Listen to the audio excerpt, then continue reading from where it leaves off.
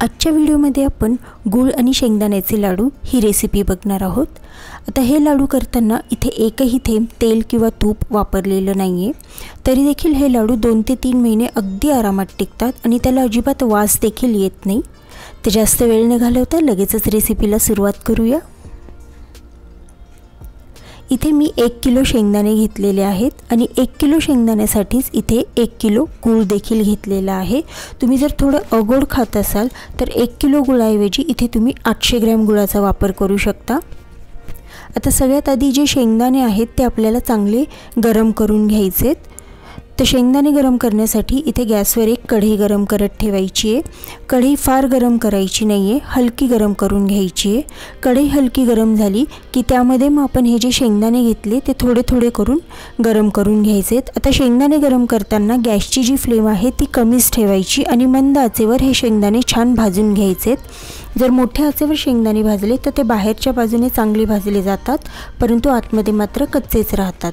त्याच्यामुळे शेंगदाणे भाजताना गॅसची फ्लेम कमीच ठेवायची, म्हणजे मग शेंगदाणे चांगले आतपर्यंत भाजले जातील। आणि शेंगदाणे जर चांगले आतपर्यंत भाजले गेले तर जे लाडू आपण बनवणार आहोत हे चांगले 2 ते 3 महिने अगदी आरामात टिकतात, त्याला अजिबात असा वास येत नाही।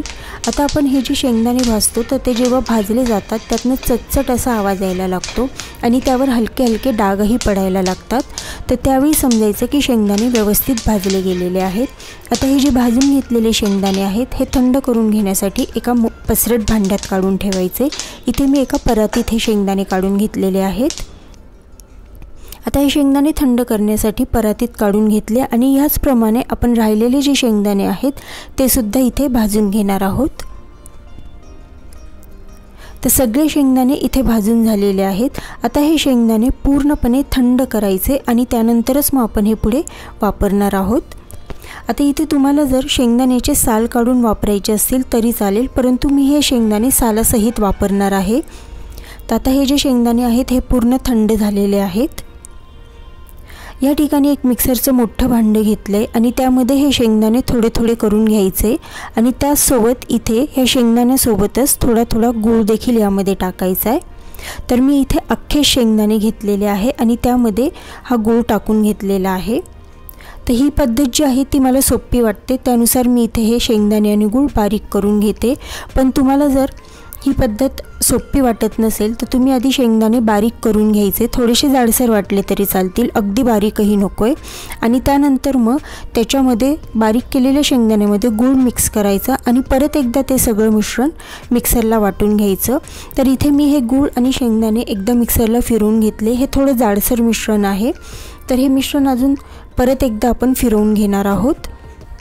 तर यापैकी जी पद्धत तुम्हाला सोपी वाटेल त्यानुसार तुम्ही हे गूळ आणि शेंगदाणे इथे बारीक करून घ्यायचेत। मी ज्या पद्धतीप्रमाणे नेहमी करते ती इथे तुम्हाला दाखवलेली आहे।